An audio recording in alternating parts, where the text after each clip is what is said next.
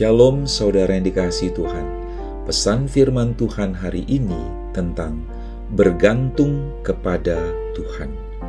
Mari dengarkan renungan harian Bread of Life yang diambil dari 2 Tawarikh 24 ayat kedua. Yoas melakukan apa yang benar di mata Tuhan selama hidup Imam Yoyada. Raja Yoas adalah seorang raja dari Yehuda. Dia hidup dalam kebenaran di mata Tuhan.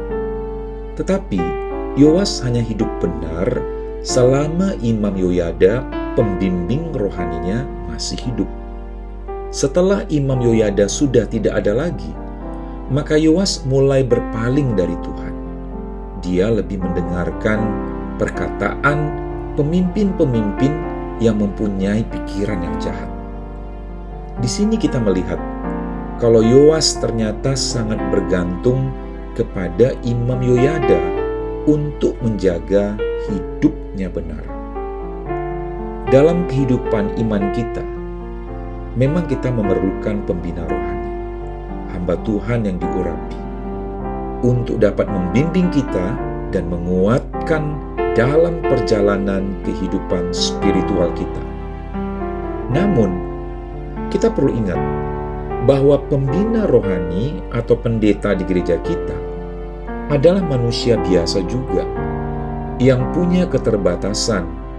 Jadi kita tidak dapat menggantungkan sepenuhnya kehidupan kerohanian kita kepada mereka pembina rohani.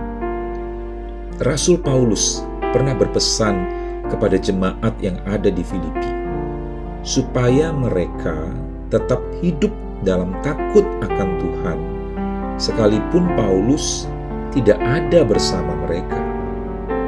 Filipi 2 ayat 12-13 dikatakan, "Hai saudara-saudaraku yang kekasih, kamu senantiasa taat.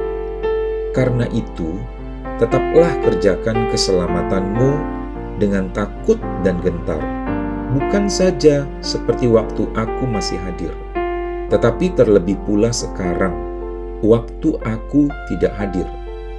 Karena Allah lah yang mengerjakan di dalam kamu, baik kemauan maupun pekerjaan menurut kerelaannya." Jadi, meskipun pendeta kita atau mentor rohani kita sedang tidak ada bersama dengan kita tetap mengerjakan firman-Nya. Dan Bapa sendiri melalui kuasa Roh Kudus yang ada di dalam kita akan memampukan kita untuk mengerjakan kehendak Bapa. Iman kita bukan bergantung kepada nama pendeta yang besar. Iman kita bukan bergantung kepada nama gereja yang besar. Sebab Tuhanlah yang sesungguhnya memberikan pertumbuhan kerohanian kita. Kita menghadiri persekutuan doa dengan jemaat memang sangat menyenangkan. Tetapi ada saatnya kita mengenal Tuhan secara pribadi.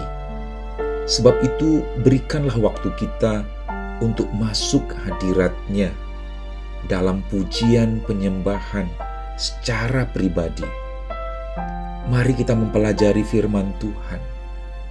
Temukanlah apa pesan Tuhan kepada kita secara pribadi melalui pembacaan ayat-ayat firman Tuhan. Tuhan lebih tertarik kepada keintiman kita bersamanya dibandingkan dengan banyaknya kesibukan kita dalam berbagai kegiatan di gereja. Dan ini juga yang menjadi bukti bahwa kita hidup bergantung hanya kepada Tuhan, yaitu dengan memberikan waktu pribadi kita duduk di kaki Tuhan. Mari saudara terkasih, kita bersatu dalam doa. Bapa, kami datang kepadamu, memberikan sepenuhnya hidup ini menjadi milik-Mu. Segala waktu yang Engkau berikan kepada kami ya Tuhan, kami bersyukur ya Bapa. Dan kami mau meluangkan waktu kami secara pribadi untuk duduk di kaki-Mu mengenal Engkau lebih dalam lagi ya Tuhan, dan menggantungkan sepenuhnya hidup kami dan iman kami hanya kepada Engkau ya Bapa. Dalam nama Tuhan Yesus kami berdoa.